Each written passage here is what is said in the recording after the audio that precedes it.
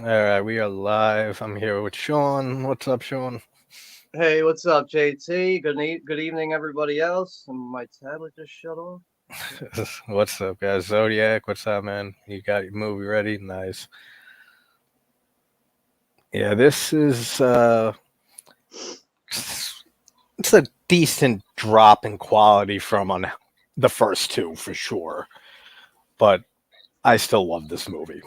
Like it's still so funny. Some the lines in it are hysterical. Like just the characters are likable to an extent. Like some, not as many as in Unhappy Campers, but Yeah, when I'll be honest with you. Like, yeah. I've never really been crazy about this movie.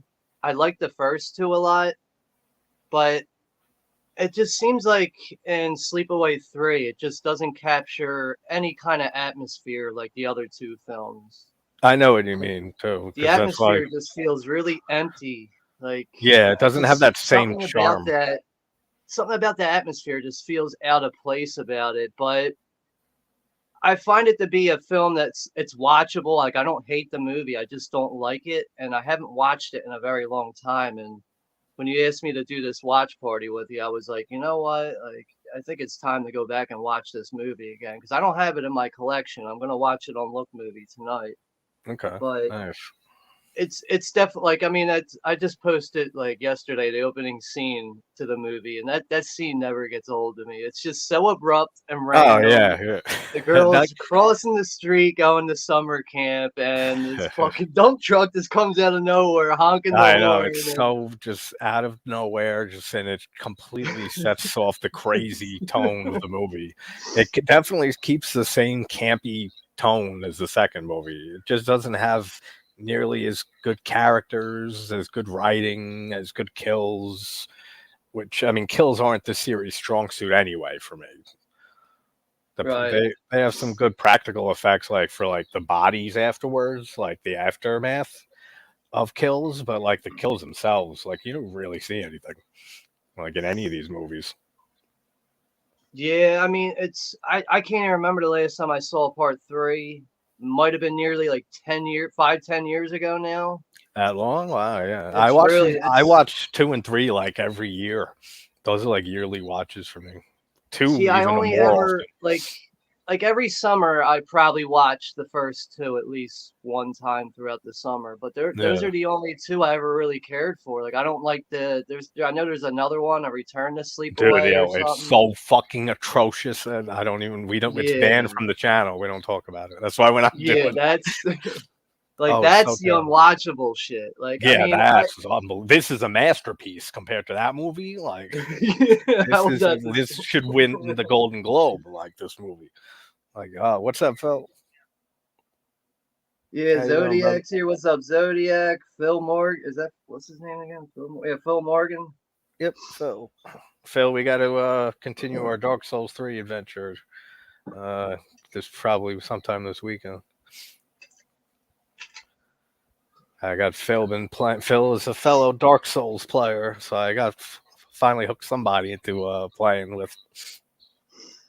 Yeah, I'm gonna call. I'm gonna probably call that poll. Yeah, all those polls Zodiac because I really want to talk about Fear and Loathing in Las Vegas. That's a non-horror movie, I think but I voted for that one. I fucking love that movie. I got a poster of it like right on the ceiling over there. But like a lot of times with polls, like I look at them and I go, well, I could vote for the obvious one that's in the lead, but sometimes I go for the You ones that are just not. yeah, you want to go for the Let's try underdog. to even this out a little bit. But Yeah, I know what you mean. I get that sometimes. Like you just want to root for the underdog a bit and be like, yeah, all right, let's like push this one a bit, like because this one's a good movie and like it's not getting love, so like let's vote for that one. Yeah, I do that too. like sometimes like I'll vote for the obvious one. I look at the numbers and I go, wait, let's vote for this other one that's Yeah, good, but it's not getting the recognition it deserves. exactly. That's funny. Hey, what's up, cable channel? Cable What's up, Channel Chess? 11. How you doing, Chess? It is off the wall fun for sure. Two is my favorite. We watched that 2 weeks ago, so we are gonna get started with three. Zodiac, you ready? Phil, are you just hanging or are you going to watch? and whoever else they can just stumble in. I'll do a countdown in a minute or two. So Yeah, I which know. one? The original movie is going to be 40 years old in That's November. yeah, that's fucking nuts. That So I means mean, Return to Sleepaway Camp, that atrocious film, is already 2008. So shit, man, that movie's like 15 years old already, almost. yeah, I remember when that came out too. I wasn't even interested. I was I like, avoided it like the plague until I started the yeah. channel. Then I did the Sleepaway Camp series early on, and I can't start a series and like not finish it eventually. So I had to do that, and I finally watched it, and that's like the only like meltdown I had on camera, like of a rant. I was like, my mind was blown with how atrocious that movie was.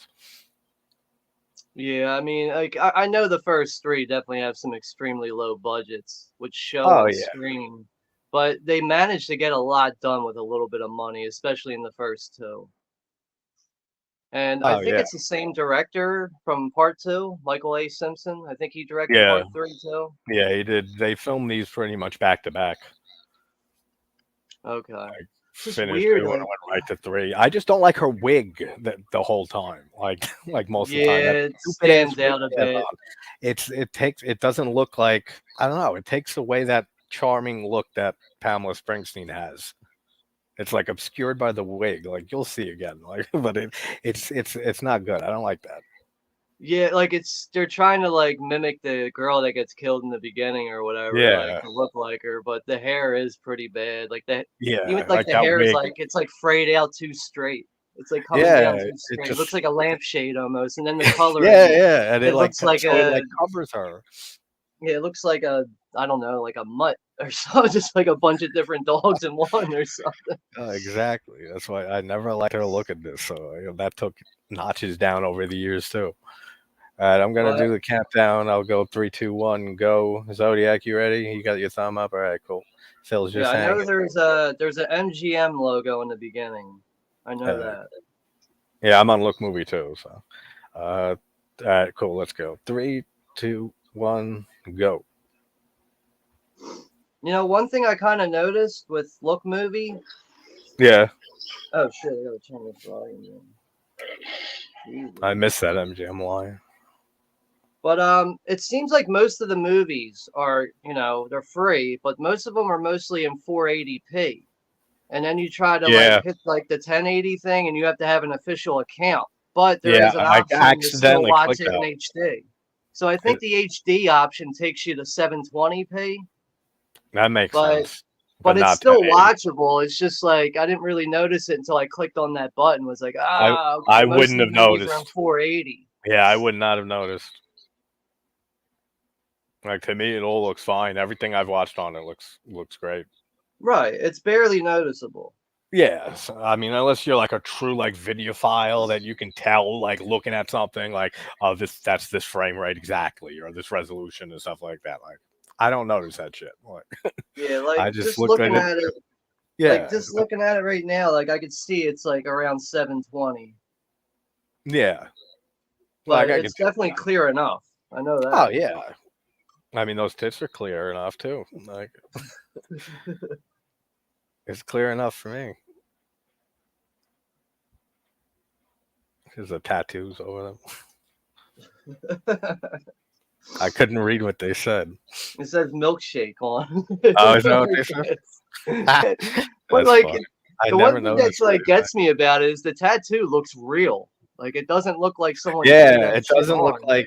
like you could tell sometimes, and if they do it bad, like as much as I love the Saw movies, and one of the Saws when they show the guy Hoffman kills, he has these fucking terrible fake dark black tattoos like painted on him, and every time I see it, I Yeah. cringe. I'm like, Like oh come on, man. Like it looks so bad, they look so fake. yeah, like you can usually tell when something's like a tattoo, like usually like it wears over time Yeah, and yeah, it tends to fade a bit. But yeah, it's like, absolutely. it's still embedded in your skin, but it kind of fades a bit and becomes like the black kind of becomes like a faded gray or like a dark blue almost. Yeah, no, I got how many? One, two, five tattoos. Yeah, they Yeah, when definitely. she gets hit by that dump truck, like I all know she had to it's do was like She could have just took a dive Done into the trash, anything. but she's like, Yeah. "Fuck it, I'll just get smashed by the Mack truck grill." I know I love in all these movies how the lack of trying to do anything. Like I always laugh in Friday the 13th Part 1 is one of my probably because it's one of the first horror movies I saw after Halloween.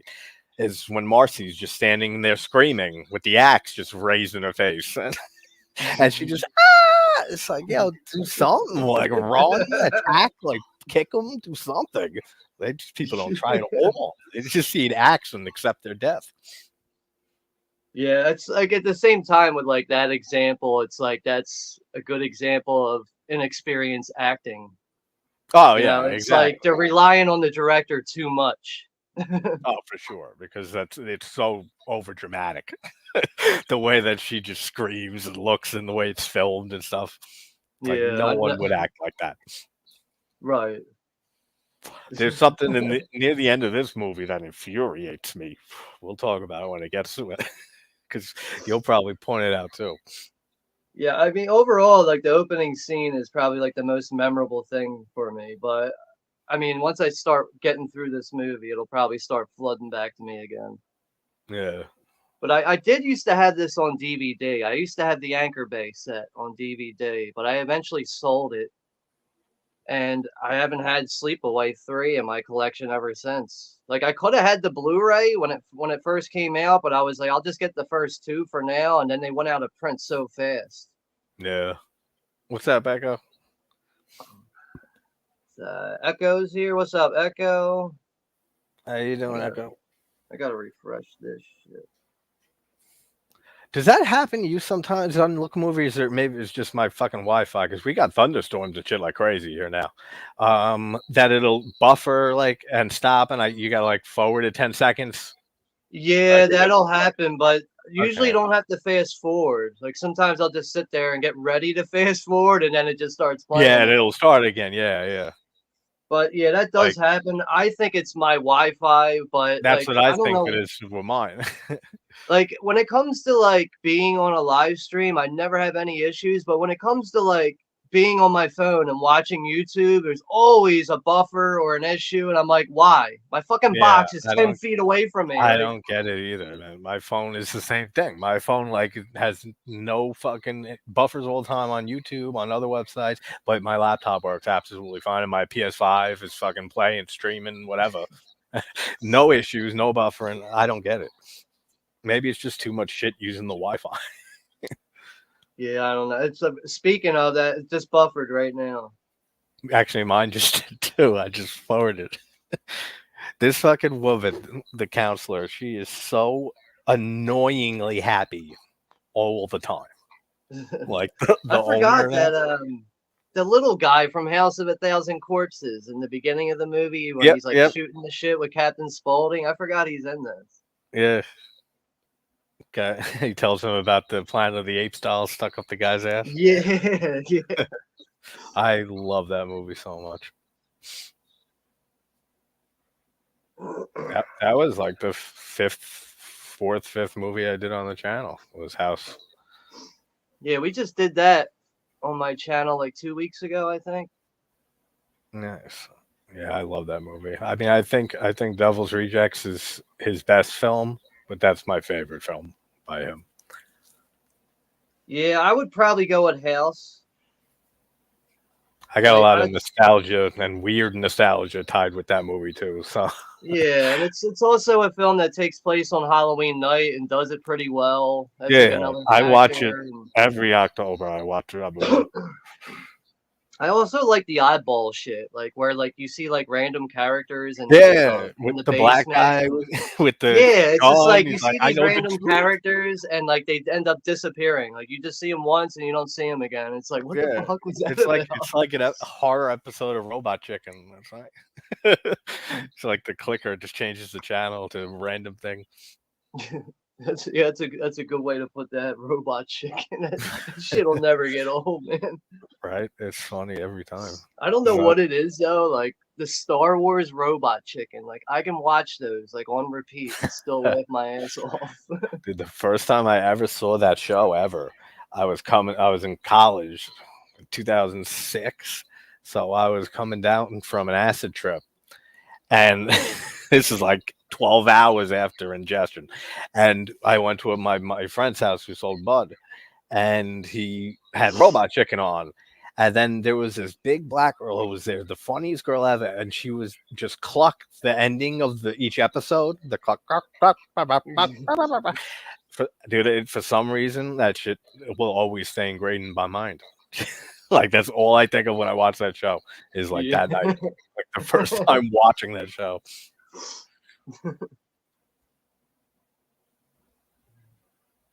Yeah, this wig looks just terrible on her.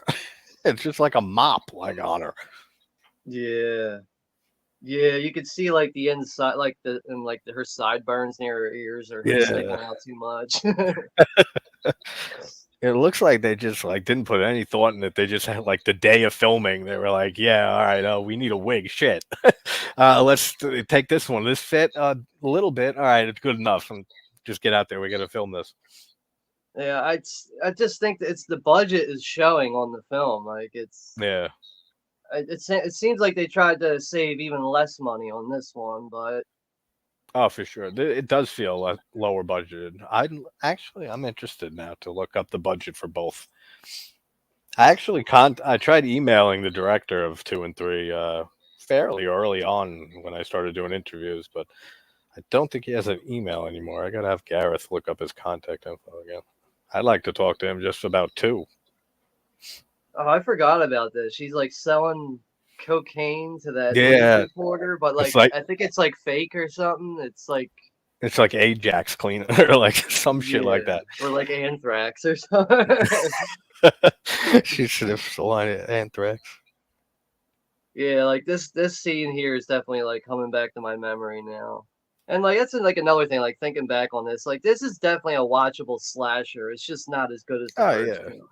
Yeah, no, it's definitely watchable. Like to a fun extent even. It's Yeah, I've just been there before. Yeah, she's yeah. like smoking the shit. I've been there before, but I can't wait till I get home. Like, do it Oh, now, yeah. do it now. Absolutely. Who can Oh wait? yeah, her nose starts bleeding and I'm pretty sure it's Ajax or some shit that she put in something or like bleach or like some shit. yeah, Whatever like it I is, she's mean dead as shit. the result makes me think it's anthrax because of how fast she dies, but it's I know probably she just like died from before. Ajax, and Ajax would just make you go to the hospital and have a rough night. It wouldn't make your nose Yeah. bleed and die. Die instantaneously, like 30 Yeah. seconds later. But I'll Well, just keep it as that was anthrax. It makes more sense. all right, so the budget for Unhappy Campers for part 2 was 465,000, Wow, that's cheap. and same exact budget for 3, 465,000. It sounds like with that, like it must have been a package deal where like they That's probably yeah. Well, signed a contract for two exactly. films, and they I were know they probably like, "We're filmed going them to right give back you to back. this, like we're going to give you the same budget on both films." It's Yeah, probably what happened with that. yeah, because I know they filmed them directly back to back, so that makes most sense. Drop dead fag. You can't even say shit like Yeah. this in movies anymore. Oh yeah, this movie would never get made. Everyone in this whole 3 would never get made Like, today. but I swear though, like with all these modern movies that are trying to like, cut back on the vulgar, I guess you could say, like it's just making the classic movies look so much better. It It is really is. absolutely is. And I 'Cause- forgot the Asian girl at the table there. She's in Night of the Demons.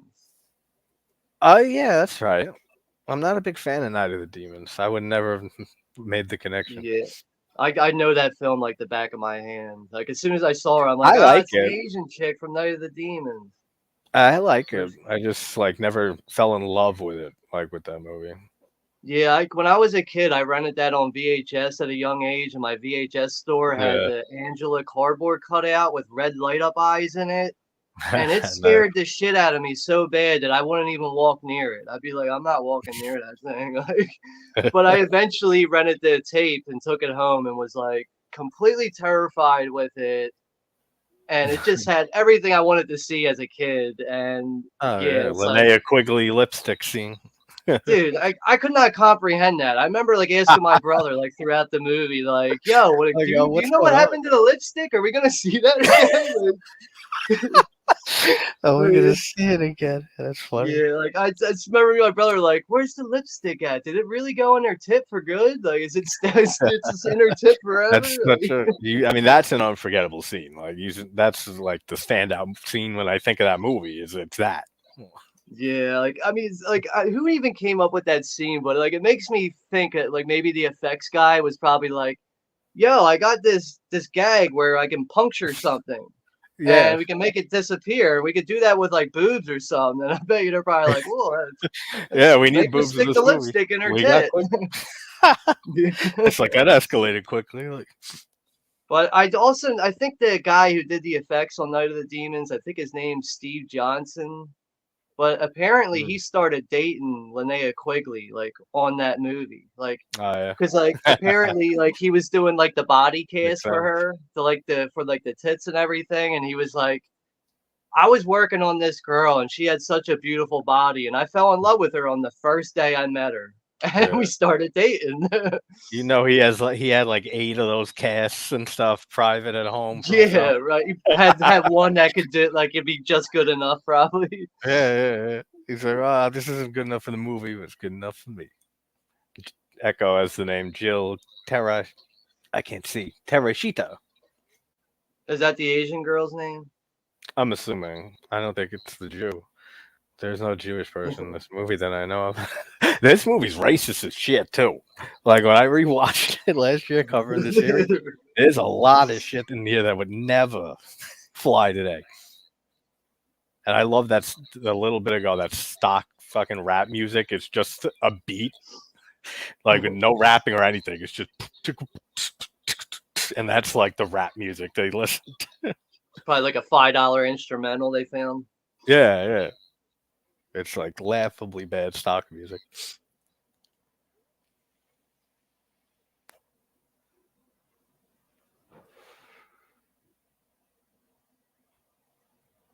What's up with this burping scene? Yeah, Suck my it's so fucking random. Suck my dick. suck The my way he dick. says that. Like he's like it's like he's so offended. You hear it in his voice. Like, suck my dick, and the guy did nothing Yeah. wrong. The guy, he's such a funny character. He has a few moments like that.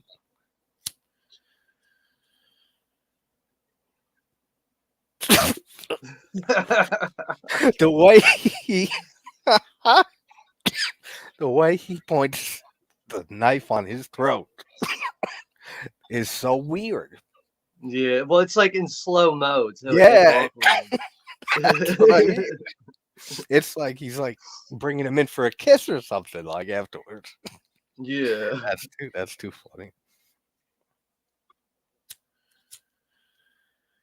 I mean, just from like watching these movies, I guess like in the 80s, if you got into a knife fight with somebody and it got solved and nobody got hurt, you were able to put the knife back in your pocket. Today, you're going to jail for like 10 years for holding a I knife. think I said that shit in my video. I think it's like, yo, you can just pull a knife on people and not get arrested, and the guy's a cop too, Yeah. and he just waves that shit off. Like, I guess all right, no Yeah, more like, attempted homicides here while I'm at this camp. The shit stops now. He can write you it's up with a like warning. boys will be boys, you know, they carry knives. Yeah, I'll write you up with a warning. Echo's got the Night of the Demon facts. I know he's a big fan of that too. Steve Johnson proposed to Linnea Quigley on the set of A Nightmare on Elm Street 4. Oh, They okay, got that's what married it a couple was. years Nightmare later 4. and divorced a couple years after that. Makes sense. That's what it was. Like I knew it was Steve Johnson though. Like it's funny because like he's a really good effects He's guy, but you done. don't He's hear his done. name. No, he's He done a just few other things, hasn't he? he's done, dude. He's been busy for like He's- the past 40 years, I think. Like yeah, it's but I just mean, that, he's had steady work and done some good stuff. I just can't think of yeah, he anything just else doesn't like he doesn't that get like my name. mentioned like Rob Bottin and Oh you yeah, know there's a Tom lot of Savini. effects artists that don't get mentioned anywhere, like at all. Like unless you're specifically talking about that while talking about the movie they worked on. Yeah, but Like I that's, know he's you know what done I a mean? lot of like collaboration work too, which a lot of those Yeah, effects guys have. But like a lot of guys will get like a contract to work on one film, and they bring a couple people on that they trust, and it'll be like a four-man crew or something like that. yeah, But sometimes the guys will get called on a last minute job, like, yo, we know how good you are with your effects, and we need you to come in on an emergency. And next you know what, they're working on a film last second. yeah, yeah. I mean, look at how Mario Bava had to take over and finish directing so many movies early in his career, and he's Yeah, uncredited like a lot of them. Like he would he just get must have called got in. paid good money, because why else would he like even have interest in that? You know, like they must have Oh like yeah, really been like, what? Name your dollar, and we'll give it to you. yeah. I mean, the one of the reasons for me his movies are so fucking gorgeous is just because he was a cinematographer first before he was a director. So it's like that's his whole thing is cinematography. So like it's no wonder that it's fantastic in every movie that he's ever done. What Yeah, I about actually Russell? just watched Blood and Black Lace last night. Oh, you did? I just rewatched it recently, like a month ago or so. Yeah, I because I love that just got movie. the Arrow Video limited edition box set. I just got that in the mail like last week or something, but I finally watched it, and my God, dude, like this the color schemes and the whole like just all the I know it's styles cool. throughout it, and the random red mannequins and everything. It's just like shit just pops off the screen. I Almost know. to a point where like you're distracted, but you're not distracted from what's going on in the movie. Yeah, you're It's like sucked you'll be into the staring at world some of the shit in the movie. background when you should be staring at a conversation that somebody's having, but you're still listening, but you're still like Yeah, infatuated with all it, the eye candy. yeah, you get like you sucked into the movie. Like it's like you're Right. there. Hey, Care Bear. Carrie's Yeah, I here. know. What's I up, did. Carrie? I made her watch Blood and Black Lace. That's right. That's when I watched Yeah. it. Russell Collier is here too. What's up, Yep. Russell? Gave him the link. This Now we're this this character's so weird too. Well, well, he's we're that. finally getting out to the camp now, it seems like. Yeah, this woman, like I said, is just like too happy, like all the time. Yeah, that's it's probably inexperienced acting or being overdone. Oh yeah, she does some egregious shit later on in the movie that she deserves to die for. When they're cooking and like it happens like midway through the movie that you see them like going to catch fish to cook, and she's grilling a fucking steak. And then, and then like when I rewatched it last year, I was like, is she cooking a steak for herself and she's making these people eat fish? And then later on in the movie, she says to the other guy, Angela says she's making us catch she eats steak and makes us catch our own fish. I said, that bitch, I knew it. And what? Pointing out, she said she's making a steak. I was like, that motherfucker, she's making everyone The else balls. right? She's making The everybody audacity. else go get their fish and stuff, and she's having like a porterhouse or something. Like, don't ever tempt someone with a good steak. Are you serious? Hey, Brad from the 4K Tent Revivals here. What's up, Brad? What up, Brad? How you doing, man?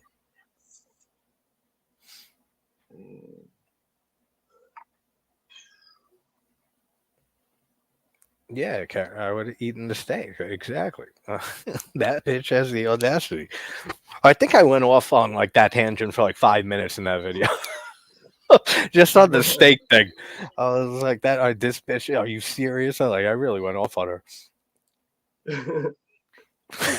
On this fake character from a movie from the 80s. Damn, this thing is buffering like crazy. It's not like really an issue because I just keep pushing it 1 second forward, but it's Yeah, like that's what I do. but it is raining I, where I'm at, and my Wi-Fi yeah, no, usually that's how mine sucks is too. anyway. There was thunder and lightning and shit like an hour ago. I don't know if there still is, but it's raining and shit like crazy. Yeah, I just know it's raining, and I gotta like hit the 1 second button here like every 30 seconds, but it's not a big deal. That's around what I'm doing too. I'm like right at. They're putting fireworks in the fish and shit now. What's your timestamp? 22:33. All right, I'm like a minute ahead of you. I'm up to you.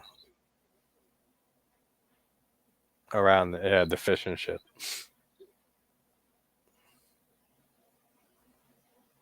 All right, yeah, I'm at 22. I'm about to be at 23 now. Okay, Damn, cool. buffing like hell. Yeah, I don't know, Carrie. They said that I got a notice on my phone that says like flooding in New York City. I don't know how close it is to happening here. I doubt it. It's probably on the shores for sure, but not where I am. Yeah, it's just raining where I'm at, where it's like no thunderstorms or nothing. It's just been overcast all day. And she really caught a fucking hockey mask out of the water. Yeah, that's funny. Oh man. That she does. Everybody else caught a fish, and go figure she caught a hockey mask. I wonder if that's the same hockey mask from the second movie that she kills one of the kids and they try to scare her, and one's It's wearing the the Freddy same Krueger style. glove. I It's the wonder if that's same. like an homage to that previous movie. Yeah, I it's never that. noticed that. What do they call that? Mylek hockey Yeah. helmets, Mm, goalie mask or whatever. yeah. But the first time I think that ever popped up in a movie in general, I think was Alone in the Dark Yes. from 1982. I think that's the 82. first time we ever saw that style hockey mask in a movie. I loved talking about that movie with Jack Shoulder, who I had on, the director, who did Nightmare 2 also, and Wishmaster Yeah. 2. You He know what's talked. funny though? Like Alone in the Dark, like in my personal opinion, I don't think it's really a great movie. But there's I like don't. so many bizarre things and good scenes throughout Yeah. it that like just really like I don't know, it keeps me really intrigued. Like I, every time I I see. watch it, I'm I see always what you like, mean. what is it about this movie that I like? Because it's really not that good, but it kind of That is at the same time. That's Like, kind of how I feel about the Fun House by Toby Hooper when I was talking about that a few weeks ago. Because every time and I made Carrie watch that too, and she didn't like it. But yeah, every time I watch the Fun House, right until like I feel like I don't like it as like I love that movie. I feel like I don't love it like I remember loving it every time I watch it until it gets to like the jerk off weird scene with with the psychic jerking off the Frankenstein yeah, dude. And then after yeah. that, like everything You want after the that money is back? yeah, yeah. Everything after that is fantastic, and then I love it again. Like it's such a weird movie for me. That same type of thing. Like, do I I really like the like film? I've always been a fan of the Funhouse. I feel like the pacing gets a little dull at times. It does. That's like my only real issue with it, pretty much. Yeah, but like I know once like, like when the shit goes down about the stolen money, that's when it kind of picks up. Yeah, like right after the And joke off then scene. and then once, That's why I don't the realize. Frankenstein takes his mask off, it's like, holy Yeah. shit! Like what the fuck, dude? It still looks like a mask under the mask, though. Like, Yeah, and it surprised yeah, me because Rick Baker did the effects on that movie. right. Maybe he did like, well, I'm sure there must have been some kind of head sculpt thing on the inside of the mask. It couldn't have just been a mask over his head. No, no, it's not just a mask over him, but it So looks just. they I don't, it probably doesn't shaped look the the guy's best. head into like, I don't know, like a whatever the fuck, like some kind of like molded sculpt piece, and then put the mask over. Yeah, Because the mask you could see is not like spirit glued to someone's face. It doesn't move with features. It just you see it like kind of suck in certain areas. You can see the rubber in it, and it's. But even the gloves too, the gloves that he's wearing, like when the I fingers love, bend, you see I like the love extra that. rubber bending and everything. Yeah, I don't know. I feel like just for Rick Baker, you would think it would be better, but maybe that's just how Toby Hooper wanted it to look. Like he didn't want it looking ultra like realistic or anything. He wanted it to look outlandish. Maybe like that works for me. Like sometimes I think that a lot of these effects guys have such small schedules and a lot of shit to work on throughout a year. And they Yeah. probably just get to a point where like, yo, are you done with this yet? You done with that yet? And then they have to start hurrying up and cutting corners and Oh yeah, for that'll end sure. up showing. Yeah, definitely. He loves the fun house also, and Jupiter Gypsy Horse stuff too. That's funny. Yeah, the fair is great. The whole atmosphere of the movie is fantastic. Like, it feels like you're at a fucking fair, carnival, whatever, with them. Yeah. Like I wish there was like more horror films with carnival settings actually. Yeah, you don't see too many actually. Now that you Like mention I'm it. thinking of like Ghoulies 2, even though that's kind of a goofball movie, but it's got a good atmosphere and setting throughout it. Yeah, yeah, I can't think of many because he nails it there. I mean, like he always does with visual imagery. Like, and Like I can you guess I imagine think if we that's still like if we yeah. still had freak shows and stuff and carnivals? Imagine if we still had that shit today. I'd probably be one of those assholes paying to get in. I'd probably be one of them in there. Make up some weird Yeah, fucking being on deformity. display. I just make up some weird, like Butters in South Park with the balls on his chin, and he pretends to be a freak. And he goes on the Maury Povich show, and then the freaks want to kill him. Like, I'm pretty sure they reference and make fun of the movie Freaks from '32 in that episode. Probably. It's got to be some small thing reference to that, maybe. As for Child's Play 3, the ending is in the carnival 4K. So Oh, right, the theme park thing, the indoor theme yeah, park or whatever. that little haunted ride or whatever. And I know there's That's my least favorite in that whole franchise, and it's one of my okay. favorite horror franchises. Child's Play. I know there's like a really bad horror film that Vinegar Syndrome released that's got a carnival in it. What's this called? Bloody New Year? You ever see this? I don't think so. Bloody New. It's a I've seen New very low Year's budget Evil. slasher film from like 1986. Okay. And it's a very incoherent movie. It's just like nothing makes any fucking sense. But there is some cool effects and cool atmosphere to keep you interested. But the movie is kind of a mess. That's how the forest felt story wise and everything. Yeah, you know what's funny? Like when I saw you talking about that, I thought you were talking about that recent one with that girl from Game of Thrones that was in it. Nah, yeah, I haven't seen that one actually. And then like I realized Actually, which no, I one you did were see that talking one. about, and I was like, you know what? They're both bad. So Yeah. It doesn't matter. Yeah, no, it's not good. I mean, there's some stuff in it that was like I'm not like pissed I watched it or anything like that.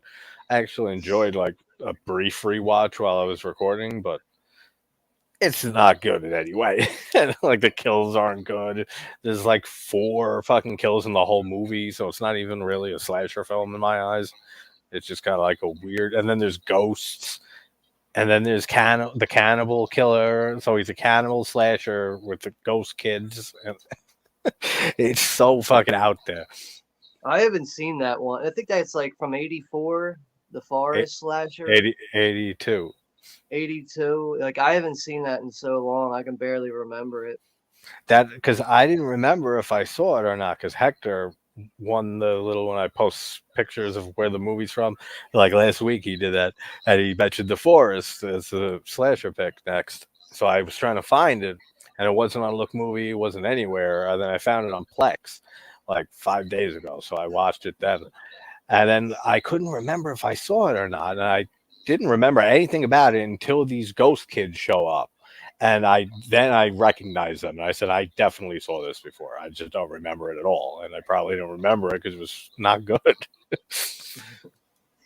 Yeah, I'm at the scene right now, and she just put a firework in that black dude's mouth. Like I just, Yeah, yeah. anybody would have woke up from the Oh, sparks yeah, bouncing of off their course. face. But I mean, it's still one thing you got to give them credit for is the being inventive there. Like, yo, why don't Yeah, you put a they're fire and put an imaginative. M80 in someone's mouth? Like, all right, you're trying something new there, at Yeah, least. exactly. The kills are, I mean, even if they're not graphic or anything, like they're not in any of these movies, they're at least like creative, some of them. Right. Like, I'm noticing that, like, the kills are inventive and original, it seems like.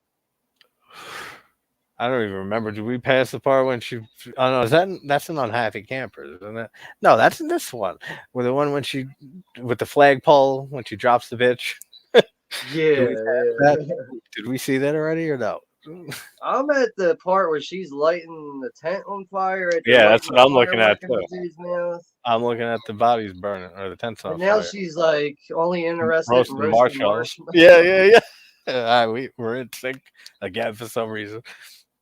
But I just like how like she's holding a really straight face through this. Like I don't know, I'd probably be laughing like filming that scene, but she's doing a good job with the acting there. Oh yeah.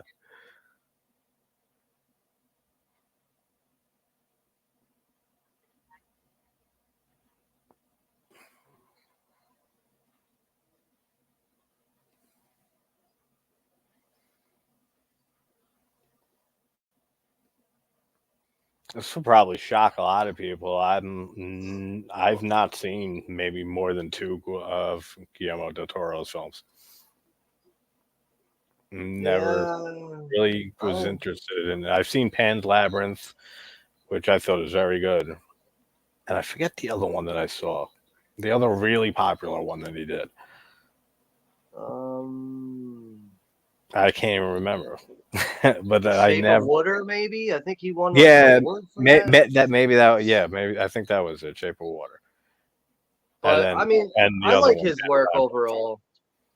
But Yeah, I like, gotta I feel like definitely he's watch another more of it. one. Like, I could sit there and listen to him talk all day.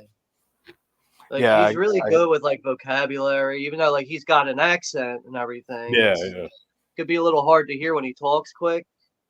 yeah. But like, it's That's a just like director I got to look into and watch a lot more of his stuff. you got it, dude. You got to see Kronos. I think that's his first feature film with Ron Perlman, and it's about it's a different take on a vampire story. It's like this Yeah, guy who finds this I'll edit to it. device, it like latches onto him, and it ends up like sucking his blood, turning him into a vampire. And it's just not your I, typical traditional vampire style, but it's I got like this that. like throughout the movie, it's like a lot of things. Like you see like a lot of like art and museum type pieces and statues, and a lot of Victorian style things that Yeah, make you feel like you're watching like a 30s vampire film in a way. But that came out in 93, I think, 92 or 93. I know Criterion Collection released it. I have it on DVD somewhere, yeah. but I would recommend I'll, checking that out. I'll add it to my list for sure. I gotta But I'm check pretty out a sure few of that's his. his, that was his, I think that was his debut as a director, was Chrono. What's up, Mikey? How you doing, man? Yeah, here it is. I only have the DVD of it, but this is the artwork, and like this is like the main device in the movie. Yeah, I've seen that cover. I've seen that artwork before. I've But I seen remember for like like the the covers of the stuff. yeah, but I remember for like the longest time, I used to like see this at stores on the shelf, and I'm like, I'm aware of the director, but like, what is up with this movie? And I read the back, and I'm like, I still can't figure out if I would like this. And eventually, I was Yeah. like, fuck it, I'm just gonna buy it and watch it because it's the only way I'm gonna figure it out. And I was like, wow, this is really good. Wait, did he do Stories to Tell in the Dark? Because I saw that. If he did. I think he produced it. Okay, yeah, so something. And speaking of that movie, that's what I forgot to mention in my review of Natty Knox. That has a very similar feel to that movie, to Scary Stories to Tell in the Dark. Yeah, I know Like it's. not like it's made for like a teenage, like younger kids, but like kind of, if that makes sense. Like that's how I felt the feel of Natty Knox was. Not a Oh yeah, bad I thing, haven't seen negative, Natty right? Knox yet, Yeah, like but I liked it. It just like wasn't apparently, anything amazing or didn't wow me or anything. Bill Moseley kills it as usual. oh, he's in that. I didn't realize that. Yeah, yeah. Bill Moseley is in it. He's like the main bad dude. Yeah, but Uh, Del Danielle. Toro, it looks like he wrote the screenplay for Scary Okay, Stories. okay, that makes sense. But I also he did that show, that anthology style show called Cabinet of Curiosities or something. Yeah, okay. And it's almost like Hitchcock Twilight Zone style where like he opens up with like a quick monologue of what you're about to watch.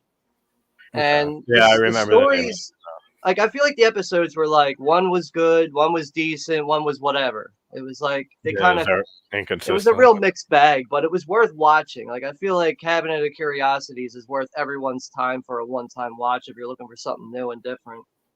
Nice. Yeah, well, I gotta check out a lot more of his stuff. But yeah, Because like I overall, don't I've always been a fan of his stuff. yeah, it's not like I like never like I have anything against him or anything. I just or like didn't like the two movies I've seen by him.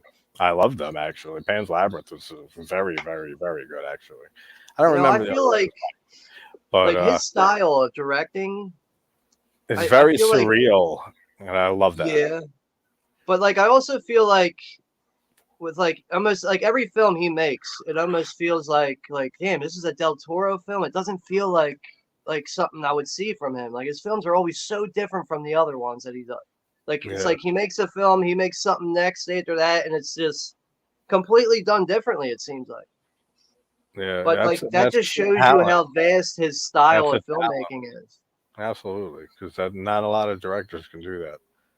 I see Mikey's Morgue is here. What's up, Mikey? Yeah, what up, Mikey? Yeah, that's how I felt. Yeah, But that's pretty much basically what I said, Mikey, in my review for it. Like if Bill Moseley wasn't in it, then it would have went even down more for me. that's bad if you're relying on Bill Moseley to That's save your basically movie. because Danielle Harris is in it, but she's like in 30 minutes of it. She's the mom of the main kid, so like she's not like a main character. And Robert Englund's in it for like 10 fucking minutes. Like picture like Urban Legend, his cameo in that, like that, basically. So he's less than that. So he's basically not in it for 10 minutes. Like Yeah, it all rides on Mosley, pretty much. it just sounds like a safety thing. Like, well, if the movie doesn't do good, at least these actors could save it. It seems like, or I don't know, who knows. Yeah, I reached out to Mosley's agent as a shot in the dark. The secretary, whoever she was, said that she's booked till 2014, and said, "How many followers do you have?" I said, "Well, between all my social media, a few thousand." And she's like, "Yeah, you'd have to grow considerably your channel for Bill Mosley to participate." I laughed and I said, "That's fucking hilarious." I know he's definitely a busy dude. I know that Oh he's yeah, for sure, constantly doing something. absolutely. But I mean, I And met that's what him I back love in about like, him is that I, he fucking works his ass off in the horror genre. yeah, like I met him back in 2012. I I went to did. That's cool. a Texas Chainsaw Massacre 2 screening, and he was there for a Nice. Q&A. And there was like nobody there willing to ask questions. Like some people asked Really? questions, but it was like 4 questions and it was done. Like I was like, fuck it, I'm gonna ask him something because nobody else is asking him anything. So I started talking to him about the end of the movie. Yeah. And I was like, "Yo, do you have any input on the end of this movie? Because it's like out of nowhere, it's over. That's it." Like, and he's like, "Oh God, no, I had nothing to do with the end of this movie." He's like, "Toby just told me what to do, and I did it." I hope one day we can get a whole American massacre. Finally, that the sequel to Texas Chainsaw 2. It's That like, isn't that like lost though? Like, aren't the elements like yeah, completely lost? like there's a whole documentary recently they've put on Tubi, which is fantastic if anyone hasn't seen it. But it talks all about that movie. The Toby Hooper's son, Tony Hooper, shot the film, and then there's a guy in the documentary that they bring out who actually acts in the film and stuff and worked on it. And they said that he was supposed to release it in like 2000. And like it's been 23 years. So, and like he's pretty sure that Tony Hooper has the movie. He's just for some reason it never got released. And it It sucks. sounds like somebody's not interested in releasing it, or a dollar sign is keeping somebody from even doing anything with it. Yeah, something like that. Unless there is parts of it missing, but the guy they talked to pretty much confirmed that like most of it was shot by Tony Hooper. Well, all I know is that Joe Spinell movie, the last horror film, So aka good. Maniac 2. That's not even a finished film, and people love that movie. They I love it fucking so love it. much, and I love it. I gotta be honest, it's fucking not worth my time. It's fucking terrible. Really, I love that But if movie. you like Joe Spinell, I love I'm Jill sure there's some value there for it, but for me, I would have had more value out of watching paint dry than watching that movie. Smith. But I I just did mean, a if video on it like a week ago. I love that movie. dude, it does nothing for me. There's I girls can working I out, can and see it's that. just like, all right, what the fuck are we watching here? Like, it's just, Well, a lot, ooh, yeah, because I'll give you that because a lot of it was thrown together on the fly because a lot of it was no permit filming at the Cannes Film Festivals. Like a lot of it is just get whatever we can, like quickly while we can, and then get out. Like the same way they did Maniac in New York City without permits and everything. yeah, guerrilla filmmaking. Yeah, like they would just go in and just get whatever shot. But this was during the fucking '81 Cannes Film Festival, like not just like some seedy part of New York City. So like they definitely ran in and out for a lot of stuff.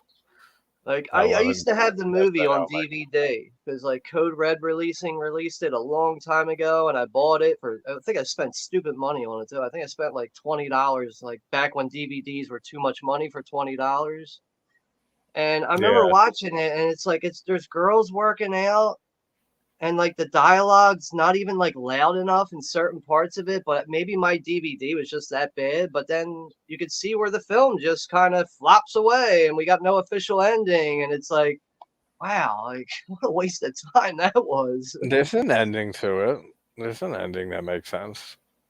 Eh, I don't know. See, I gotta watch that again because I'm very fuzzy on it right Honestly, now. I would say watch it again. Honestly, give it. When's the But last time now you that saw there's it? that When's 4K it? out, I can't believe there's a 4K for that fucking movie. I can't believe, and half of these movies got 4Ks or Blu-rays at all or anything.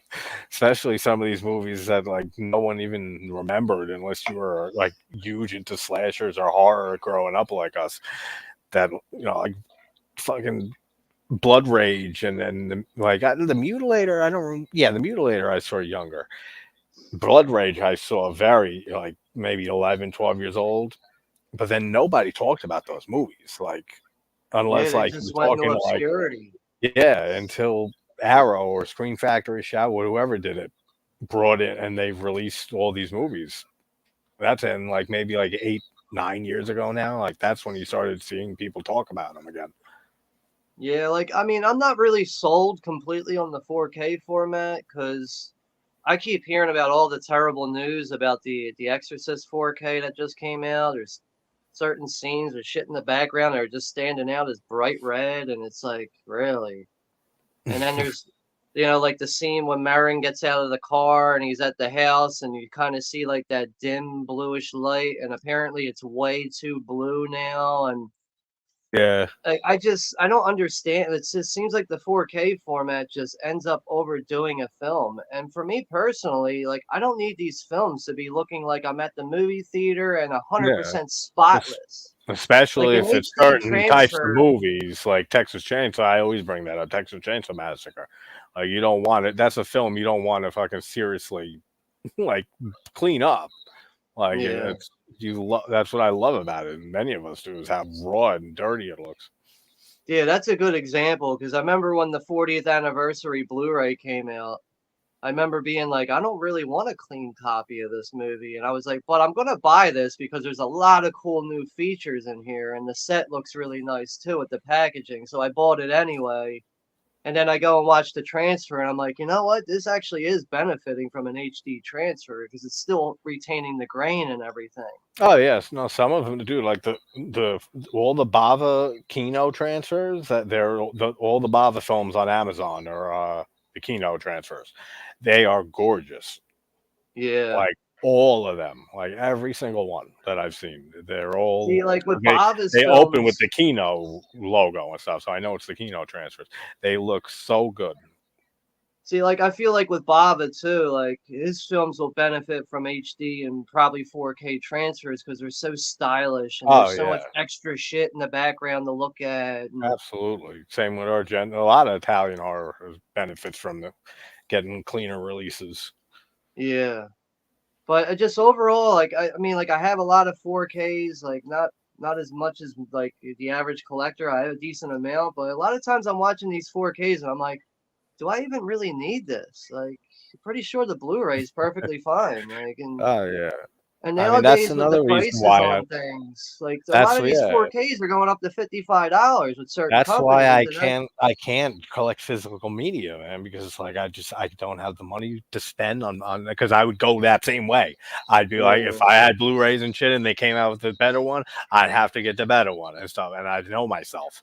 That's why I just yeah. can't. I just stick to fucking just streaming shit because But that's I why, can't. like, I used to be like that. Like when the next best thing came out, I had to get it. But I Yeah, like this summer was kind of my breaking point. Like I'm at the point where if I don't get a slipcover with my movie, that's fine. I'm not spending 15 more dollars for a fucking slipcover. That's I can live with that. I don't need a fucking piece yeah, of cardboard to satisfy me. absolutely. And it's just like I ended up buying that movie Nightmares in a Damaged Brain from Seven Films back in the It's a great summer. That movie. was $58. Wow, I love 58 Nightmare. fucking dollars for a 3-disc set. And I was like, you know what? I'm gonna buy this because I know this is gonna go out of print and it's gonna end up going for Yeah, stupid money. I'm gonna buy it, but this is my breaking point. I don't need to have everything on yeah. fucking 4K. I just No, don't. you I don't. can't afford it. Only if it's like a movie that you fucking love and would need to see on like in 4K, Yeah, like I or if don't it's have. like a good price, of course, like a good deal on Yeah, something. see, that's price. Price is like the main thing for me right now. Yeah, Because, like, I mean, even with Blood and Black Lace, this is just the Blu-ray. They came out with a 4K, yeah, and I was like, I want the 4K, but it's like $70. And I was like, all right, let's take a look at the Blu-ray. And the Blu-ray was like 35 or 40. And I was like, yeah, I'm gonna settle for the Blu-ray. Like, I don't need to spend that extra money for this immaculate transfer. yeah. Hey, what's up, Undead of Night? He says, "Hey, Sean, JT, and Chad, liking the new background, Sean, and the lighting looks great. First time seeing your channel, JT. I'll be checking out some of your videos. Thank you Oh very much. yeah, Good that's to have you. Tom from the Undead of Night. Definitely a really good guy, and check. He does some really I'm gonna. cool. I will head over to your channel afterwards, my man. Yeah, he does like some pretty cool horror scrapbook videos where like he'll reflect on like older films. Like there might be an anniversary, and I'll Nice. put some like information about the films that we might not have known about. And I find those videos to be pretty informing because there's always All like right. something in a video that he makes where I'm like, I didn't know that. Sweet. Definitely will check him out, Tom. But overall, pretty nice guy though. Oh, is this when she's making the steak? No, not Making yet. what? The steak, and not yet though. She's not. Oh no. When she makes that steak, I'm gonna go off on her again. This woman. Are you serious?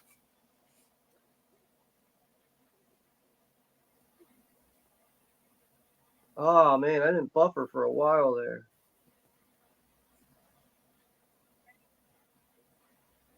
Yeah, I didn't. I didn't even notice that it's been playing like consistently until you just said that. Yeah, like it played for a while there and it stopped, and I just had to hit it real quick.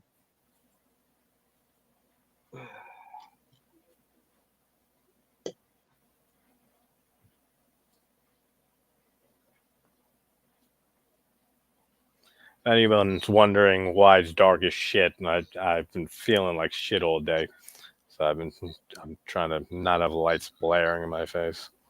Yeah, you started out really dark, and it's like as it goes on, you seem to be getting brighter. For some reason, I'm like, oh, when we first started, I was like, I know I can see a silhouette there. Yeah.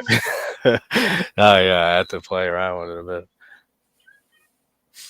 John Steele's here. John, what's up, Yes, John? John's Just been got yeah. done watching Reptile with Benicio del Toro.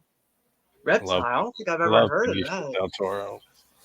Have you ever hear He's of that Reptile with Benicio del Toro? no, I don't That think I doesn't. no, I haven't. Yeah, that doesn't ring a bell. But now I'm interested because like anything with the Benicio del Toro is like, Oh, yo, he's you got my fantastic. attention. Exactly.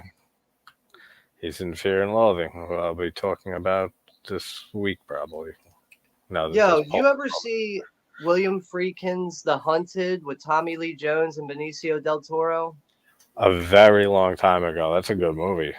Dude, it's that movie. Like I just recently I picked it up like last Wow, I month. forgot all about that movie. I never saw it before. Juno ended up telling me about it, so I went and watched it, and I'm just gonna say that movie gives Rambo a run for its money. I'm just gonna say that. Like, I'm not saying it's Uh, better than Rambo. It's definitely not. yeah, But yeah, it gives Rambo a run for its money, and especially the opening sequence of it. yeah. I haven't seen it in years, but I remember liking it. I'm not a big Rambo fan either, which is surprising, That's I guess. it's I'm from Philadelphia, and I'm not a big Rocky fan. So, Yeah, I've never been a big Rocky fan either. Like, but everybody loves Rocky, and I understand it. But to me, it's just the most tiresome bullshit ever. same. I've never saw the appeal. I mean, I do. I see the appeal. It's just not appeal to me. Yeah, like I mean, the first two Rocky films I'll watch every now and then. The other ones they got value to it. They're good films, but I I don't. just I don't think I I've don't know. watched Rocky in 15 years, and before that, it was maybe 10 years before that, and that's it. I don't think I've ever seen a sequel. But That's I'm how definitely a bigger uninterested. Rambo fan than Rocky. I know that. Same with Rambo. I've seen maybe the last time I saw a Rambo film was 15 years ago. Yo, I don't know if Like you've that, seen that long. the fourth one from The fourth one is 2008. saw because it's fucking bloody as shit. That was the That last is a one I saw, rough probably. ass movie, That's man. fucking gory and bloody as hell, and I really actually enjoyed that. And I Dude, that forgot that all one about scene how when great that Rambo was. like he jumps on that truck with the gun attached to it and he just starts cutting dudes in half with the gun. Like these guys, you see the torsos just falling off of the fucking Really, rest of the that body. it's so funny because So I fucking would vicious, never have dude. even thought of Rambo to think and remember that movie till you brought it up because that movie with the gore, if I remember right, like that'll give like a French extremity horror film a run for its money. Yeah. Like that movie had a lot of blood and gore in it. Can you imagine if they somehow took that movie and made like Rambo lose his mind throughout like the middle of the battle and he turns into like a slasher and starts killing anybody, like especially the people he's trying to save? You know those people that are like, but we have to save these people. And he's like, you're gonna get fucking killed out there. And he's like trying to ward them. Like in that movie, you'd want to strangle those people because they're so ignorant and stupid to what's going on around them. Right? But Oh yeah, it makes for a good story throughout the movie. I gotta rewatch that actually. Nah, It's dude, that that's like I've if already I was added to like rank, 3 movies to my list already since we started the stream. So. but I know like if I were to rank the Rambo films, First Blood's going to come in number one because that's what started it all for me, and it still holds up well. But Rambo 4 is the next one. I don't care. Rambo 2 and 3 are good films, but Part 4 fucking just blows those fucking movies out of the water.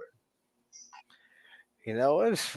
I think because like even with, like the RoboCop, I saw the first one once in my life, like as a kid, never saw it again. I'm pretty much from the first time when I was 6 and saw Halloween.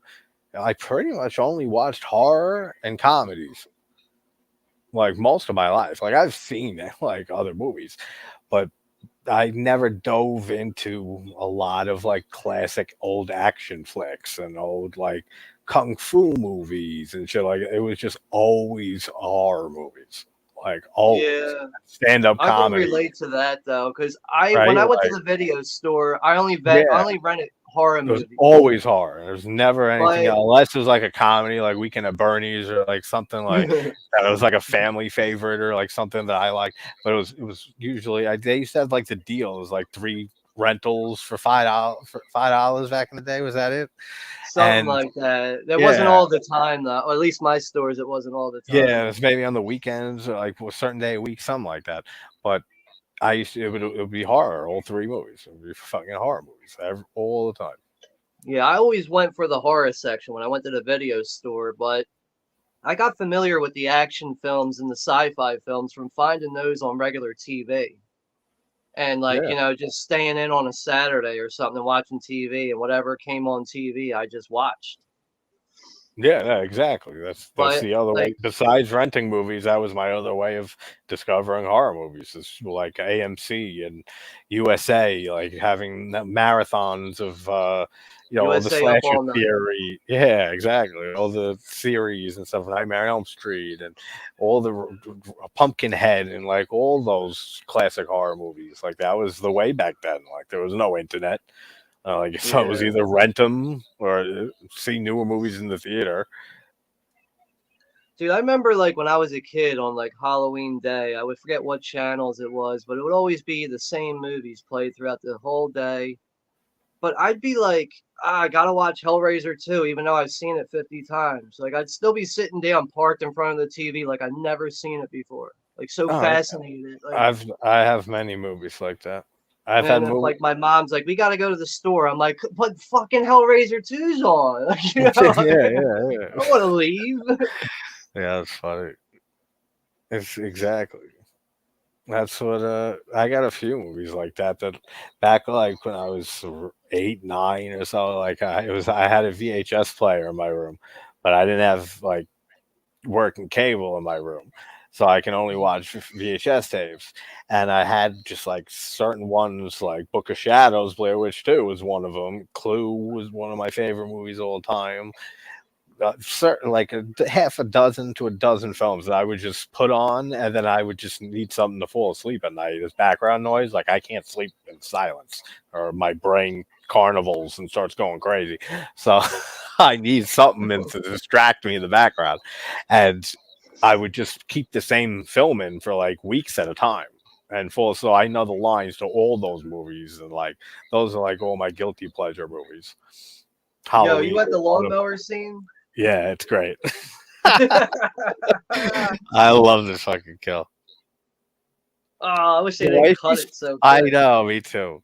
For the way she's pleading for her life, she I says, wish they would have like she says gave we're us six going. more seconds of that. Yeah, just so it like that would up this movie a lot for me. Like the whole series. I mean, even though I adore the first two, but if it had more gore, it'd be much better. Like if we saw like the blade go on the head and like the head like break in a little bit, like with a practical effect or Yeah, something, and that then would look blood awesome. shooting out the sides and Yeah, that shit. would look sick. But then she's screaming, she's screaming, "We're going on a trip to somewhere." She's like, "We'll take you with us." Trying to plead for her life. Oh, it's so funny. And then this guy thinks that she's being kinky and lets her tie him to a tree.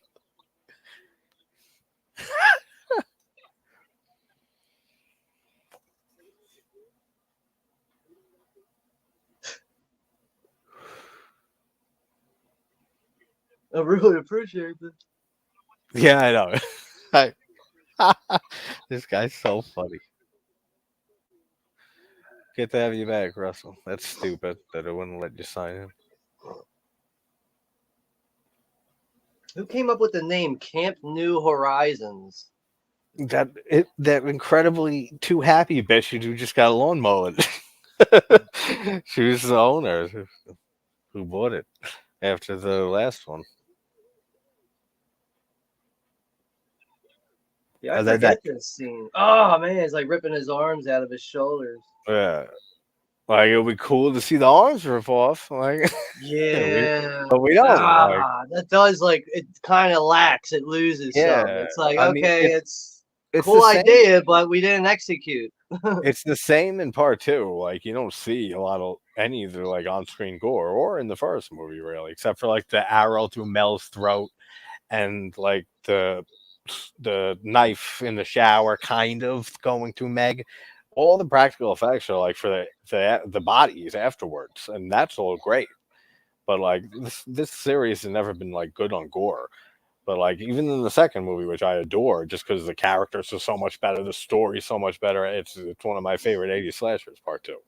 It doesn't need the gore for me. Like, but this Like, would have benefited from having some more gore. but can you imagine the original Sleepaway movie with the Angela character from part two and part one? Yeah, I was talking about this with Pugwall, and him and he was on when we watched part two, and we were talking about if we could see uh, Angela in the first movie, Felissa Rose play Pamela Springsteen's Angela, and these two, and vice versa. Right. I don't think I could. She could pull it off. I don't think Felissa Rose could play her, and I Yeah. don't know how she would have been as a kid. Because I It's always so say, hard to say too because Felissa Rose is she doesn't talk really throughout the movie. I was just that's what I was getting at. It's You hard know, to tell it's because I can't tell ever if that's her like a great performance or if she's naturally really shy and reserved and like opens up a little, but like it's kind of in her range of personality, and we're just seeing like Felissa Rose. You know what I mean? Like yeah. it's hard to tell. Like it is a good performance. She gives that creepy ass long deer in the headlights stare like a few times and stuff. But I feel like I can't never tell the difference whether it's just Felissa Rose as a kid being Felissa Rose, or just her doing really good acting. Yeah, like it's almost like the director just said, like, "Well, you're already shy, so just be yourself." Yeah, like that. Yeah, like that's what I always wondered if that's the situation that it was. What's up, Ginger? How you doing, Ginger Ninja? Jason's here. Jason is here. What's up, Jason? What's up, Jinja brother? Ninja.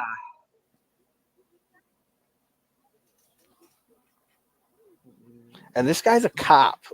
And then we find out in a bit that he's the father of Sean that she killed in the last one. Oh, when he's like telling them, he's like, "My dad said you're a real nut" or something like. When he's Yeah, like, they're all like tied up in the cabin. yep. I love that.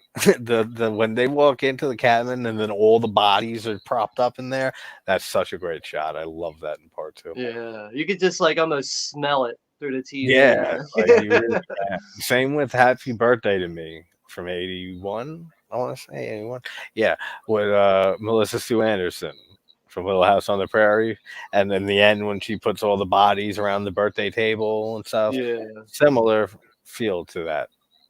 You know what I want to do? I was thinking of maybe doing a double feature watch party in like the future for Happy Birthday to Me and Madhouse because they're such similar movies. Yeah, I don't I can see that. Yeah, because that would it's be a like good double feature. What's up, Pastor it's Boy? got like that girl antagonist in it, and it's what is it's like in Madhouse you have like two twins or whatever, Yeah, and I think Happy Birthday to Me is just the one girl. Like they are. I They're twins and Happy Birthday to Me, like a twin that she didn't know about or some shit. But then ah she had the mask, the fucking stupid mask that she pulls off at the end. That's the mask of Melissa Sue Anderson. So like she had a latex mask on, and nobody could tell it was. It's such a dumb. I love that movie, but that is such a stupid ending. What a stupid twist. She's wearing yeah, a like latex rubber mask that looks identical to her there, face. I feel like there's some things towards the end of that movie they should have probably just not had in the movie. But like, I Yeah, also say that too because I feel like for as a slasher film, Happy Birthday to Me is a little too long. It's like an hour 48 or yeah. it's an hour 48 minutes. Like And it doesn't have the best kills either. Even though on the box it says like 6 or 7 of the whatever is the most imaginative or crazy kills you'll ever see. yeah, Like yeah, the shish kebab one is memorable just because of yeah. being memorable. Well, Hey Matt. I feel like when you see that scene too, it kind of makes you like grab your throat when you're like, ah, when that he just gets that kebab jammed right down his throat. Yeah, like that's inventive at least. Hey May. Yeah, Mayan's here and P. Rich from the Hatchet Boys. May, it's alright. We're like barely talking about the movie. Yeah, We're like here and talking there. about yeah, See, we're that's the mostly problem with being like a fan of so many different movies. Like I when we know, is start that talking about things something, it's really reference easy other to things. drift into 5,000 other things. Oh, absolutely. And I do that with myself in my videos. That's why I go on tangents because then I'll think of like what we do. Like we'll mention a movie, something will remind of another movie, and then you want to talk about that movie, and then you go on some tangent on that. Yeah. That's why, like, sometimes, like, if I'm having a watch party and, like, me and Juno will be talking, I'm like, yeah, we're going on, like, 2.5 hours. We need to cut this down. Like, yeah, like, I don't like having, like, when a stream goes over 2 hours, that's when I'm like, I think we got to cut this down. Yeah, that double feature. The last time I did one was kind of rough. That was just because the movies weren't fun. I did Okay. final exam, which I like, but like I can't. It's like a once every 5+ year watch. Like if the whole school shooting shit's funny. Dude, like a lot of people hate Final Exam, and I kind of get it. Like the killer is very like uninteresting. There's no Yeah, cool the mask, pacing is and not good. yeah, there's some oddball acting. It's kind of Yeah, questionable, but but not too bad. there is And unique but things in that there. terrorist scene throughout the campus, Yeah. I laugh at that every time. But Oh some people yeah. are like, I thought that was stupid. And I'm just like, well, I think you're stupid. So it's, It's hilarious. It's like the best scene in the movie for me. But I've This always enjoyed it for what it is, and it's just nothing to get all crazy about. But I feel like it's a watchable slasher movie. this whole thing where this happens so many times in movies, it drives me nuts. That's a cop there. He's a police officer. This bitch has her hands behind her back for like a minute and a half before she shoots them just now. Like a minute and a half to 2 minutes. And this guy doesn't say immediately, let me see your hands. Put your hands, like, get them from behind your back. I'm going to fucking beat you over there with something. Nothing. He's a cop. I don't get Yeah, it's definitely on some it. It fucking drives me Fisher nuts. Price. My first day at the Yeah, job shit. yeah, it drives me nuts when I see that shit in movies. It's like anytime anyone walks up to me and they got their hand behind their back, especially two of them, I'm immediately noticing and I'm going to ask, what do you got behind your back? Like immediately. Maybe I'm Yeah, paranoid I'd be or I'm like, seeing turn the shit, fuck but like, around. yeah, like that would be my immediate reaction. And this is a police Yeah, I think officer. my cop instincts would kick in, and I would be putting my hands on her. Yeah, it's like, and this is the bitch who killed your son. So like, really? Yeah, it's like he's got this serious So demeanor throughout the crazy. movie, but it just still seems out of place. Like Yeah, I his don't whole know, it's hard to character does. describe His with whole this guy. character feels out of place. Right, What's give up, me Joe? 1 minute, I'll be right back. No problem. How you doing, Joe? Yeah, 2, 2, 1, 3, and that's it. Is my order. Fucking, I don't even count the fourth one. That's not a movie. That's a fucking atrocity.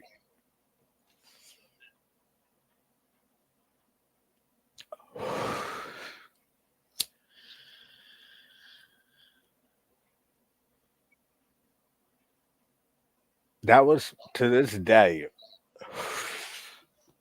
We're coming up on 16 months since we started the channel. Coming up on 1,000 videos soon, and probably at least 500 of those are horror movie film discussions and reviews. That was the worst movie I've seen and reviewed on the channel. Which Return to one's that? Sleepaway. Return to Sleepaway Camp. Oh The god. the worst. That was the worst film that I've watched and recorded my reaction and thoughts on since I started the channel. And like 500 films or so. That's the worst. Jeepers Creepers 3 came close. I But haven't even even that, seen part 3 yet. yeah, you're not missing anything. That That's what I keep hearing, and that's why I and haven't Reborn. watched it. Yeah, that was another one. I did the same thing. I avoided it because everyone kept saying how terrible it is, and then I did the series leading it because Reborn was coming out in the last September, so a few months earlier. I did the first two, and I said I have to watch the third one now, and terrible. Yeah, Big Pussy from Sopranos is in 4, and even his performance is fucking atrocious. Like it's and he's phenomenal in the Sopranos. Like how he went from that to that is mind-boggling. And it's the same director and writer of the original Sleepaway Camp. Yeah, I mean, if he's that bad, he was obviously there for a paycheck. Oh, well, that was 100% a paycheck because I think that was like right after Big Pussy got killed off the Sopranos. Because Yeah. 2008 that came out. Well, no, all right, it was filmed in 2003. It didn't come out. It was in development hell for like 5 years, so it was before that. Maybe when did The Sopranos start? 99. Yeah, 99. Yeah, yeah. So it was afterwards. So yeah, he was off The Sopranos. Yeah, so that was I think definitely a paycheck. think Definitely a that paycheck. ran till like 08 or something like that. I think 07, it was 08. not. I think you're right. I think it was like 99 to 06, 07 because they split the last two seasons. So they did Yeah, I the remember same with that. Breaking Bad. They did the same with. Like I remember I didn't even start watching the show until season 5 came out. Oh, Because I like so watched. many people kept talking about it. I was like, all right, let's fucking watch this show finally. And I I just was ended up watching it. binging the hell out of it. I was watching it with my dad from the very beginning because he loves that type of mob shit. Because he grew up around a lot of Italians, and that's all I could say, really. But like nowadays, like I catch a short on YouTube, and next you know it, I'm watching half of the show on YouTube through the short section. Dude, I do the same shit. I just watch clips or like of shows, like the best Yeah. of, like and then I'll like it's I was doing that with It's Always Sunny in Philadelphia the other day because I my Hulu ran out and I'm not paying for fucking another streaming service again, so I just look on YouTube and look at like best of moments, like 20, 30 minute long videos, and just like binge watching the show almost, Yeah. like the clip It's notes. easy to get sucked down that rabbit hole. Yeah, no, it is for sure. But there's times I'll be watching a clip or two or some kind of show, and next you know I'm like, yo, I had this on Blu-ray, and now I want to watch the whole damn thing. Like, I end up doing that. Oh yeah, I do that with Twin Peaks like every fucking 6 months probably. I watch That's Twin a Peaks. show I need to pick up on Dude, some kind of. I that's need a some kind of box set for that show because I haven't watched it in forever. Last time I watched it is when I had Netflix. I don't even have Netflix anymore. And I wait. think that was back in So like you 2014 or 15 was the last time I watched it. so you only saw the first two original seasons. You never saw the return from 2017. The Showtime series. Yeah. Yeah, you know what's funny? I started watching it. I kind of started to lose interest in it though. It just a lot of shit really wasn't clicking for me. I think I I got could, about 4 or 5 episodes is in, and it then I just kind of faded out of it. was it the whole Cooper being Dougie thing and not talking for episodes on end? Because a lot of Dude, it's just a that's a lot complaint of. It's the I hear from people. like. How do you even explain Twin Peaks? Like, that's something You I can't can't. talk about. I can't Yeah. talk about that show without actually trying to make sense to somebody. I just can't do it. That's why I've been trying for now a year and a half almost trying to figure out how to cover that show because I've been struggling with thinking how. And Eraserhead, when I did it, Lynch's Eraserhead, that was one of the hardest videos to just to talk and try to interpret that movie of Eraserhead and what everything means and shit. Yeah, yeah. So like David Lynch to is tackle all very the Twin Peaks is like what the fuck? Like how do you go about that? Like season by season, episode by episode? That'll take man long. Like fucking like I don't even know how to do it. like another thing is like I've always liked the original Twin Peaks, but I just never really been the biggest fan of it because after like every episode, I'm just like I don't even know if I really like what I'm watching, but I'm still watching it, so I guess I gotta like it if I'm still watching it. But I feel like I'm also still watching it because I'm like, all right, what fucking weird shit's gonna happen next? Yeah, What weird shit's gonna keep happening? that's something that Lynch is phenomenal with, just drawing on our need to interpret things and like Yeah. figure out what's going on. Like I think like it's hard for me to pick a favorite from him. I would probably say The Elephant Man is probably my favorite film of his. Really, that's Yeah, interesting. like I don't hear that there's often. there's the thing is with The Elephant Man, It's it's a a good film that's movie. in black and white, and it mostly has to do with John Hurt's performance as the Elephant Man. Oh, it's He's great. so fucking realistic It's to a point where I'm fantastic. like there's been so many times where I watch that movie and I'm just like, no, he's a normal guy. He's not really fucked up like Okay, that. Joe. Like I'm really like convinced that he's like really deformed and shit. Like it's just all that nasty slurping he does and this with the dialogue and Anthony Hopkins is so surreal in that movie. The movie just feels like it's coming to life right in front of me. Oh And yeah, there isn't too many films like I can put in that category of surrealism. yeah. He's just the best at doing just that he has a style all to his own. He's one of my favorite, not just directors, but like people living on the planet. Like that's how much I love David Lynch. Like fucking, I listen to interviews of him. I listen to his daily weather forecast that he does for like 10 seconds every morning. Like I love David Lynch. And Twin Peaks, I've probably seen. That's probably one of my most watched shows. Like with Arrested Development, and South Park. But I don't But know how to talk about Twin Peaks. yeah, Lost Highway is another favorite for me That's too, a though. great one. Mulholland Drive's my favorite. That one I did recently. That was hard as shit too. Like that's what I mean. That's why it's like daunting to try to interpret everything in Twin Peaks and like what everything Yeah, means and just like trying to piece the dots together. And when like it's so hard just doing like a movie of his and interpreting it. we're at the end of this movie here, but I would have to say that the Yeah. opening kill scene with the dump truck is definitely a classic one. But I just forgot how ridiculous and funny the end scene is with the kill scene inside the ambulance. Like I totally forgot about that. So the opening and the end are pretty fucking fun. Oh yeah, there's some fun stuff like throughout. It's just like we said, not on the same level at all of the first two. Yeah, It's I would but it probably but just it's watchable. Like I usually I can't watch two without watching three afterwards, unless I have like on many occasions. But I feel like nowadays, like I feel like it's a package deal, and I have to.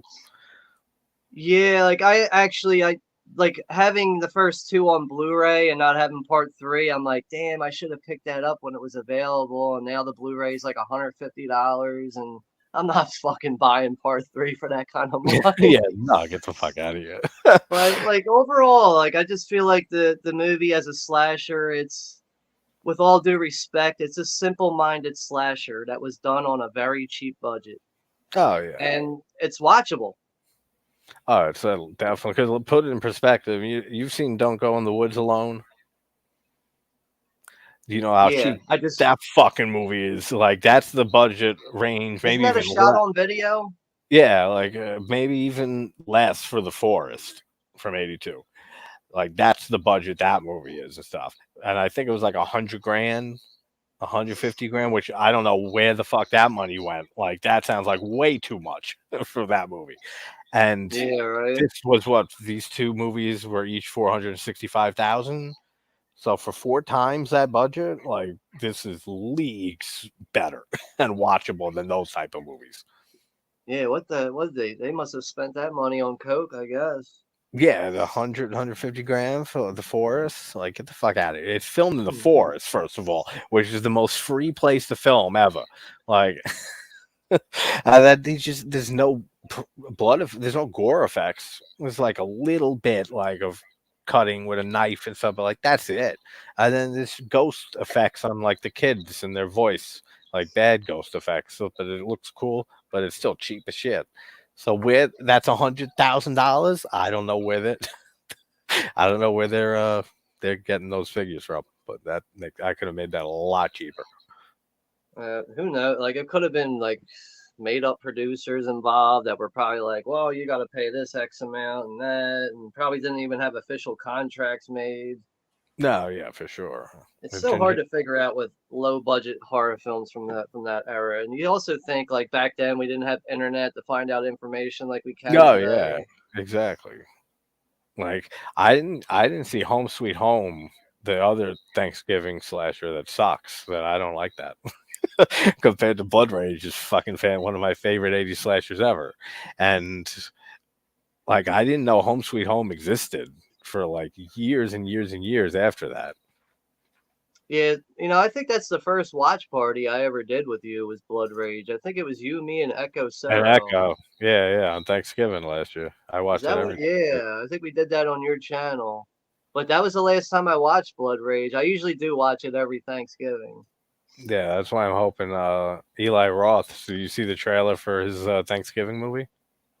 Oh yeah, dude. Yeah, like I'm really surprised at how accurate it looks. It looks really good Like actually as soon for as like a I saw minute the teaser. trampoline and the girl jumping on it and the look of the pilgrim, I was like, yo, it looks exactly like the trailer. Like that's not easy to do, man. Oh To yeah, get and that something to was look original to what it should look like. and I like the look of the killer. Like he looks like it looks very giallo, which is obvious with like Eli Yeah, Roth like he's got that pilgrim hat influences. that's tilted down Yeah, so you I like can't the see his yep, eyes or and nothing. he's the gloves and the black jacket or whatever. Like it looks really Yeah. cool, and I that think that that's probably going to be a fairly good movie. I think so too. And I like most of Roth's films. Like I know a lot of people give him shit, but I like it. I think he's a douchebag, like probably in real life, but he knows his shit when it comes to horror. Like he's Right. passionate about it. Like He's and that somebody that could just that keep show. ranting. He could just Yeah. keep ranting about stuff, but he is full of information and you could tell he's also very detail oriented. He pays attention to small things that probably don't matter to most people. Oh yeah. Like I really like Cabin Fever. I love Hostel. Hostel 2 is good. It's not great. I like the Green Inferno. That's just because I love Cannibal Holocaust and other cannibal films. Like if people weren't into that type of subgenre, I feel like those are the ones who did not care for that movie. Yeah, see, I'm a big Cannibal Holocaust fan, but I just Yeah, felt like the it's Green in my Inferno was it's my everything twenty had it. fifth film of all time, if I remember I correctly. don't, there's something about the Green Inferno that just did not live up to the hype for me. But like, to me, like, I guess, like, over the years of hearing about the Green Inferno, I must have had this big elaborate thing in my head about it. And once Eli Roth came out with it, it was just like, oh, I'm underwhelmed by this. Like, this is very disappointing. It just, I don't know. It felt like I was watching a cannibal film that was done by Universal Studios and very tame on top of it, and just oddball kills, oddball characters, acting not really the best, but that's not really a factor in why I didn't really like it. It just, I don't know. It Yeah, just didn't. It just doesn't feel like it's in the same realm as Cannibal Holocaust, and it's supposed to be based off of the Green Inferno from the Cannibal Holocaust. yeah. I mean, it's basically his homage to Diodato, which he became very close friends with and was like a fucking icon and mentor of his. So Well, that's I see it as more of that. Like I kind of like just look at it as a tribute to Diodato, basically. that's pretty much like Hostel is actually a tribute to Sergio Martino's Latino. Torso. Yep, yep.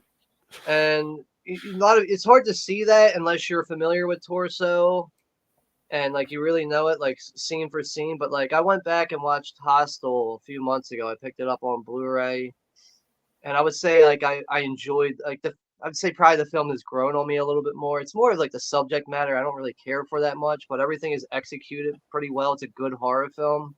No, yeah. But And like just watching it, I'm just like, ah, this looks like Torso. Like, cause yeah, yeah, for sure. the hostels in Torso, it's like that's the way Exactly. it is. It's just like like those little, what I guess they are called hostels in Torso, but Yeah.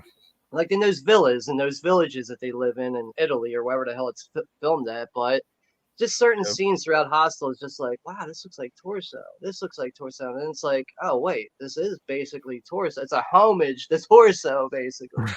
I asked him. I made a post on his Instagram to try to get him to check messages to try to get him on the channel, and he saw one of my comments saying asking if the pancake scene with Dennis in Cabin Fever when he does the random kung fu is an homage to Pieces because Pieces is like his favorite slasher film of all time. And it says it Yeah. on the Pieces box that it's his favorite film of all time. So he responded to that, and he's like actually he's like I love Pieces to death. He's like, but I didn't even cross my mind. Like the guy knew karate, the kid, and we just threw it in there. He's like it didn't even occur to me that maybe it was similar to Pieces. So it wasn't a planned homage. I would have bet money that it was. Like up until then, my whole life It's I thought I would be.